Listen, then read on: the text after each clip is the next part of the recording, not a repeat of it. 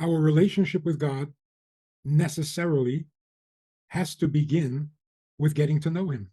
Isn't that how every relationship begins? How do you have a relationship with someone you don't know? We can naturally, effortlessly believe in God and know that there's a creator. That's not a relationship. A relationship means getting close. No closeness can happen unless you know who you're getting close to. In fact, getting to know is closeness. Getting to know someone is the beginnings of intimacy. If we don't understand each other in a relationship, the intimacy is not there. So we can have a very casual interdependence. We need God because we can't do anything without him. He needs us because his plan demands it. But that's not a relationship. Sadly, for the longest time, getting to know God was not on anyone's agenda. In fact, religion keeps reminding you that you cannot know him. He's beyond knowing, he's mysterious. Only Judaism says, know the God of your fathers and serve him with a whole heart. Because if you don't know him, you can't serve him with your whole heart. It happens to be the nature of the human being. The heart cannot get excited about something it doesn't understand. It can get frightened, not close. In fact, you get frightened just by the fact that you don't understand. We hate the unknown, scares us. How do you have a good, healthy, close relationship with God if you don't know him? The entire purpose of creation, the entire purpose of the giving of the Torah at Mount Sinai was so that we can get to know him. He knows us because he knows everything, but we don't know him.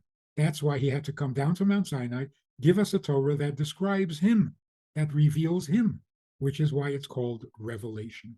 What was revealed? God revealed himself. To know him is to love him. At the beginning of the year, when we start our relationship with God fresh for the new year, we need to get to know him better than we did last year, because that's the only way to improve a relationship. Get to know each other better. So on Rosh Hashanah, on Yom Kippur, we pour our hearts out to him. We confess all our sins. We admit all our faults. That doesn't help us know him, but without knowing him, the relationship is stagnating. So every year in the month of Elul, 30 days before Rosh Hashanah, we focus on him. So we're going to refer to these days as the season of the soul. For everything, there is a season under the sun, a time to love, a time to hate. Everything has its season. Well, this is the season of the soul yearning for a closeness to God.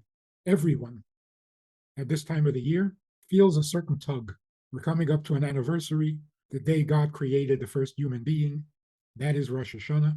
It's a very significant anniversary, and it almost demands. It's been 5,785 years.